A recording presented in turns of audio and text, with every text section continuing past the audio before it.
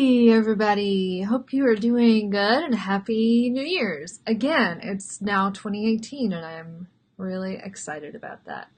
I want to talk about Pinterest with you guys because it's something that I've been toying with for the past couple of months in regards to driving more traffic to my business and some of my other retail businesses. And it's been really interesting. I've had a business Pinterest account for years, but I've never really done much with it. I didn't consider it as a viable source of traffic for my business, and I never saw it as a social media platform to drive conversions for my e-commerce and retail businesses. But I was totally wrong. And I have been talking with several colleagues of mine in the past 6 months or so who have said that 90% of the traffic to their websites is from Pinterest, which really kind of piqued my interest. So I've been studying it quite a lot, and I find it fascinating. And I just wanted to share some tips and insights and information and experiences that I've had in my beginnings of using Pinterest to drive traffic to my websites and to use them to enhance e-commerce sales as well. I will mention that I have two very cranky toddlers on my hands. One's rounding the corner now. You could see her. So if they come over here and interrupt, just, wave. They're not feeling very well. Roman just had his tonsils out. So he's super cranky. And Eva doesn't have all of mommy's attention right now, so she's super cranky too. And then I've got a new kitty. She's crawling up on the desk here now too, so she may make an appearance. So the more the merrier, right? We'll just enjoy the party with everyone. And as you guys, if you have questions about Pinterest or anything in relation to social media or marketing or anything like that, drop them in the comments below or use the Facebook Messenger button and send us a message, and I'd be happy to chat with you. Okay, Pinterest. So the tips that I'm going to offer are more for people who have not yet been using Pinterest for business up to this point. So I'm going to give you some tips and tricks on things that you should be doing just to get started. And then maybe if we have some time or if we don't get interrupted, we could talk about some of the more expert level tips in regards to Pinterest. So if you have a business, first and foremost, you should open a business Pinterest account that is different from a personal account. So if you already have a personal account, don't try to convert it to a business. Start a new one. All you have to do is sign up for a new Pinterest account, link it to your business email address, and then once you have the new Pinterest account open, you'll convert it to a business account, which is free. It's simple. You just follow the little buttons and links, and you'll within minutes have a business Pinterest account. So the name of your business Pinterest account should be, hopefully, the same username that you would have for Instagram or Facebook or Twitter or any of those. So for us, it's at Independent She. It shouldn't be different or varied or look much different from some of your other social media tags, because you want to make it easy for people to find you. And once you get your business Pinterest account set up, you're going to want to add the Pinterest social media link to your website too, because that's important. And if you have social media links or icons in your email signature, you want to include it there too. But go ahead and set up your business Pinterest account. In the header of your Pinterest account, you can actually do some cool things there. You can offer the name of your business, an icon if you want, and then just a brief description using keywords. Now, I'm going to talk a lot about keywords in relation to Pinterest because Pinterest in and of itself is a search engine. So people use Pinterest, women especially, will go into Pinterest and type in keywords relevant to things that they're interested in or want to find out more about. So for me, I think the header for Independent She is Independent She, and then there's like a little mark or hashtag or something. And then it says small business consulting or small business tips and tricks or something like that. So you want to include a header that's relevant to your business name, but also describes kind of who you are and what you do. And this is actually good to do for Instagram too, because if people see your username on pins or when they're searching and using Pinterest, they're going to be more apt to click over to your profile and to follow you if you have descriptors in the headers of your Pinterest name. So that goes into the header. And then just like all the other social media platforms out there, you get to write a bio. So again, this bio, it's pretty similar to Twitter or to Instagram. You want to make sure this bio is full of content-rich keywords, because remember, Pinterest is a search platform, very much like Google. So people are going to be more likely to find or to stumble across your business Pinterest account if you have more relevant keywords in the bio or the header and all the other places where you can put text within Pinterest. So keywords and using all of your SEO best practices and tips and tricks and all of that are going to be very, very relevant to Pinterest. So if you're already good at SEO and keywords and writing content-rich descriptors, you're going to be really good at Pinterest. That's kind of the name of the game there. So again, I'm offering tips and tricks for business owners who don't yet or haven't yet started using Pinterest for business. So go ahead and optimize your profile. Make sure you've got an updated header that's relevant to your business. Size it appropriately so that it looks right. You should not have the same header for Facebook that you have for Twitter and that you have for Pinterest and LinkedIn. They should all be slightly different, and they should most certainly be sized differently. If you need some help sizing them or creating them, you can use canva.com. That's canva.com. And go in there. It's free. They have covers and boards and profile pictures and stuff that are already predefined size-wise, so that you can go in there and kind of design something that you really like, drop your logo in there, make it nice and pretty and branded to your company, and size it appropriately for Pinterest. So be sure to do that. Optimize your profile front and back. You're then going to want to create, at least to begin with, 10 boards on Pinterest. So the first board should be content relevant specific to your site. So if you were selling socks, if you have a Shopify site and you sell socks, make a board all about socks, fun socks, quirky socks, all the socks on your site. All of those should be pinned straight from your website. The other 9 boards, create 9 boards that are relevant and fun and relatable to your brand and that offer inspiration that might pique the interest of your ideal client. So if the people coming to your site love socks, say they're 18 years old and they're really into, I don't know, Britney Spears. I don't know, what are 18-year-olds into? Think about the brain or the likes and the taste of your ideal client, of your ideal customer. So I'll speak for myself. So for Independent She, we've got lots of boards.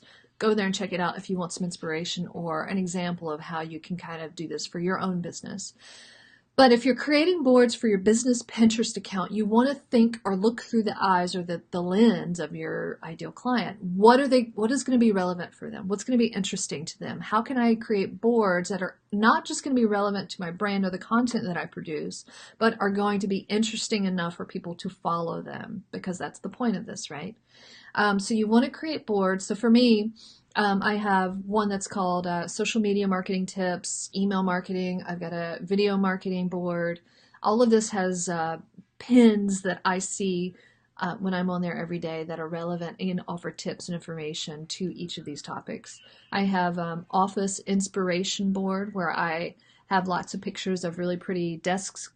They're called deskscapes. Isn't that a cool word? Desks and offices and other interior design related things. I've got a board of inspirational quotes. So if I create an inspirational quote on Canva or if I see one on Pinterest, I'll pin it there.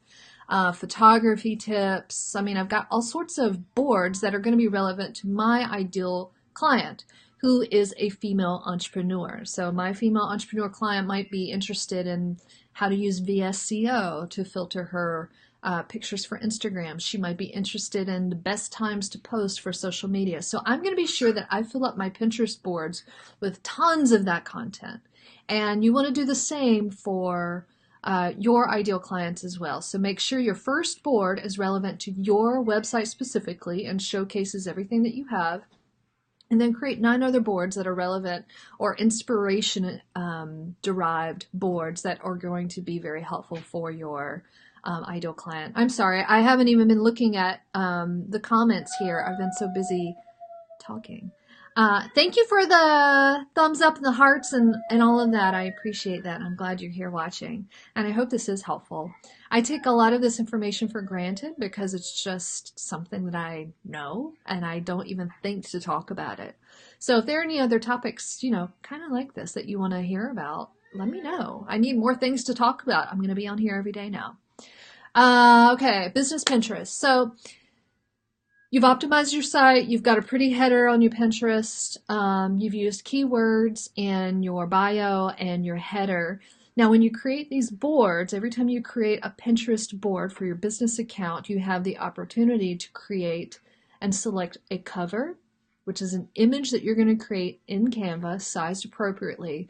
That's going to have a pretty background, that's going to have colors relevant to your brand, but also have the title of your board as well. So again, you can go to the Independent She Pinterest account just to see an example in our board covers. But all of our boards look the same. They're all branded. They have the title of the board for every single one, so it looks cohesive and nice and sexy. Okay, so you want to do that for your business Pinterest account as well. When creating a board, you also have the opportunity to create or to write a description. So within that, you want to keep it short and sweet, but you want to, again, include those keywords that are going to be relevant to the content that can be found in your boards. This is also going to help people find you when they enter in keywords, when they do searches in Pinterest and even in Google. It'll help them find the board, which will help increase your exposure and send more traffic back to your site, which again is the name of the game here in Pinterest.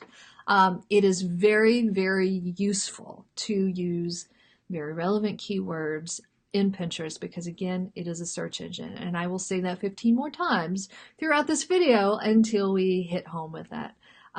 You want to set all of this up as it is a search engine, as you would the SEO on your website and getting Google to track it. So this is all the name of the game here.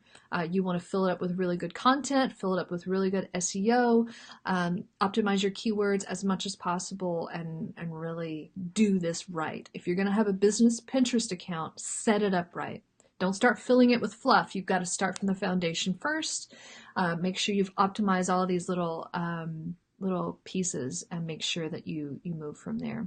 Hey everybody. Okay, Phil, thanks for the comment there. So let's talk more about Pinterest. So you've got your 10 boards to start off with, and when you set up your board, you want to be sure you have your cover. You want to be sure you have your description, and go ahead and start filling up each of the boards. If you have a new board, don't just set up a board and leave it empty. I would recommend, and I've seen other people recommend this as well, filling it up with 10 pins a day, or at least 10 pins in the very beginning of starting a board. Now this makes it look like it's active. It helps people to understand what to expect when looking at that board or following your account. But that's just a starting point. So 10 boards, 10 pins in each board. Create a cover for each that's going to be customized to that board and branded to your company. Optimize your profile, set up a profile image. We didn't talk about that. So your profile image should be a professional photo. It shouldn't be something that you take with your phone. It shouldn't be, something that you find on stock, some free stock photos somewhere. It should be relevant to your business. So it could either be a professional logo or it could be a headshot if you're a service provider or a freelancer. But be sure that it's really high quality. Just like LinkedIn, just like Facebook, just like all the other social media platforms, take Pinterest seriously and only use really high quality images. Any tips focused towards catering? All right, so if we are creating a Pinterest board for catering, thank you for that example. We're going to talk about it. Sorry, I'm sniffly. My office is freezing. I've got my knees up on my chair. I'm all Trying to like bundle up here. Okay, so let's get creative here. If we are creating a Pinterest account specific to catering, I would create, like we talked about, one board specific to your brand and your catering menus, your customers, your photos of some of the food that you've done in the past, some of the events that you've catered in the past. So fill that up with content from your board. If you have recipes, fill it up with that. The other 9 boards could be relevant to everything that I just talked about. One board could be relevant to beautiful table settings. I mean, people love that, right? One of them could be related to holiday cooking or recipes or smoothies. It really depends on the type of catering you're doing. Anything food related, anything party related, anything event related. All of these things are going to be really interesting to your target client or your target customer, but are also going to reinforce the fact that you're a caterer. You're into pretty food. You're into good food. You're into cooking. You're into events. You're into parties. You're into all of these things. So all of the boards should not just be relevant and interesting to your client, but they should reinforce who you are as a company. So for Independent She, all of our boards are about business. They're about social media, photography, video, marketing, email, all of this stuff, business plans, finance, all of this stuff. So it's going to be interesting to our ideal client, but it's reinforcing that we as a business help people with business and all the things that go into it. So to answer your question, if you are creating a Pinterest account for catering, it should be about catering, food, tables, party, people, all of that stuff. And there's plenty of content out there on Pinterest for you to fill up boards on that. So a lot of people get stressed out by Pinterest, you know, when they think, well, I've got to pin stuff every day, all day. That's a lot of content creation. And it is. But keep in mind, just like Twitter and Facebook, you don't have to create original content multiple times a day. You can distribute other content. Thank you. Oh, chocolate. Oh my God, we're going to be best friends. Yeah, we are definitely chocolate lovers in this house. Dark chocolate especially. And I would love to learn more about your catering company. I actually host a lot of events for clients, and I'm always looking for caterers, so I would love to know more about you. So send me a PM with your information so that we can hook up. And now I forgot what I was talking about. What was I talking about? Oh, distributing content. So not all of the pins that you're going to put on Pinterest should be original. You can't possibly design that many or have that much content. Experts say you should be pinning 50 pins a day throughout the day. If you need help doing that, use an app called Tailwind or Board Booster or Boost Boards. I think it's Board Booster. And I'll put links for all this stuff in the comments below. But when you think about 50 pins a day throughout the day, that's kind of overwhelming, right? That doesn't mean you have to go out and create 50 pins. You can go out onto Pinterest and find other people's pins and pin them throughout the day to your boards and fill them up. I would say about 20% of the pins that you post daily or weekly should be your own. Now, they can come from your blogs, they can come from your website, they can come from all sorts of places. But again, use canva.com, which is free, to create Pinterest-friendly graphics and designs that are going to be really sexy and complement your brand, because that's the point of all this, right? Now, I could get into the whole design aspect of Pinterest pins, but I think that's a whole another conversation. Go onto Pinterest and just spend some time there and look at how your competitors are using Pinterest. That's a really great way to kind of fast forward your progress in setting up your own business account, to see how they're using it, how they're optimizing it, not to copy them, but to draw inspiration to see how you yourself could be using Pinterest. It's also important that all of the Pinterest pins that you do that are original to your brand have a link back to your page or back to your blog post or back to wherever you want to send them. Because if you're starting to invest a lot of time and energy into your business Pinterest account, You want to be sure that you're raking in the traffic, which is the whole point of this. The more pins that you have out there, and the more you optimize it, and the more you use Pinterest, the more traffic you're going to send back to your site. So be sure that all of your pins are not just pretty and attractive and have a lot of really great content, but offer a link back to your site. Another tip that I want to use, and this is the most excited I've been about, or the most excited piece about Pinterest that I have recently found, is I have a couple of e-commerce sites that are hosted on Shopify, and I have recently started using the Buyable Pins option. So if you are on Shopify, or if you have a retail site, if you're selling actual products, get on Shopify. It's amazing. So you can upload the Pinterest plugin onto Shopify, and this is totally free. Pinterest will review all of the products in your shop and determine whether or not, they're safe, or, whatever, that it meets all their guidelines. And if you pass, if they inspect your products and they think they're okay to show the public, then they will post all of your products on Pinterest, again for free, which will send traffic back to your site. So if anybody's on your Pinterest account or on Pinterest, and they type in, so for instance, we sell an Independent She, we sell like laptop cases and stuff like that. So if I type in on Pinterest, pretty pink laptop case, one of my products will come up. And people can click on that, go to my site, and buy it, which is awesome. I checked my Google Analytics a few days ago, actually, and saw that 50% of our traffic is now coming from Pinterest, which is a huge change, because I've been using Pinterest for years, and I didn't get maybe like 1 or 2 people from Pinterest to pop over to our site.